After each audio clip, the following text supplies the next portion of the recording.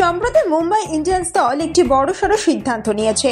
মুম্বাইয়ের হয়ে 5 বার শিরোপা জেতা অভিজ্ঞ ক্রিকেটার রোহিত শর্মাকে অধিনায়কত্বের পদ থেকে সরিয়ে দিয়েছে ফ্র্যাঞ্চাইজি। গুজরাট টাইটান্স হার্দিক পান্ডিয়াকে তাদের স্কোয়াডের অন্তর্ভুক্ত করা হয়েছে এবং তাকে নতুন অধিনায়ক হিসেবে মনোনীত করা হয়েছে। ফ্র্যাঞ্চাইজিটির এই পদক্ষেপে ভক্তরা অবশ্য খুবই হতাশ। এই সিদ্ধান্ত প্রকাশ্যে আসার পর থেকে সোশ্যাল মিডিয়ার মাধ্যমে ভক্তরা তাদের ক্ষোভ উগরে দিয়েছেন। এমআই এর বিরুদ্ধে ভক্তদের ক্ষোভের পরিপ্রেক্ষিতে দলের গ্লোবাল ডিরেক্টর মাহেলা জয়বর্ধনে একটি বড়সড় বিবৃতি দিয়েছেন। দলকে কেন এত বড় সিদ্ধান্ত নিতে হলো তা তিনি মানুষকে বোঝানোর চেষ্টাও করেছেন।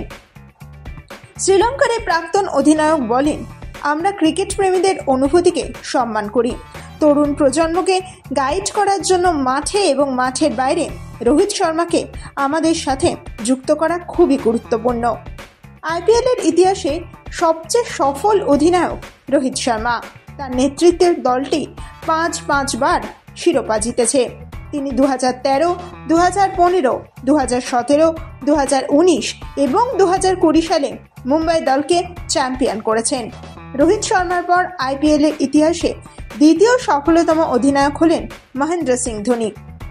ধোনি চেন্নাই সুপার কিংসকে 2010, 2011, 2018, 2021 এবং 2023 সালে শিরোপা এনে দিয়েছেন। তৃতীয় স্থানে রয়েছেন গৌতম গম্ভীর। গৌতম গম্ভীরের নেতৃত্বে কলকাতা নাইট রাইডার্স দুবার শিরোপা জিততে পেরেছে।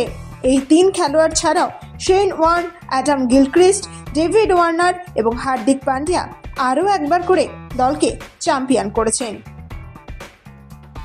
Bureau report, Kolkata 24x7।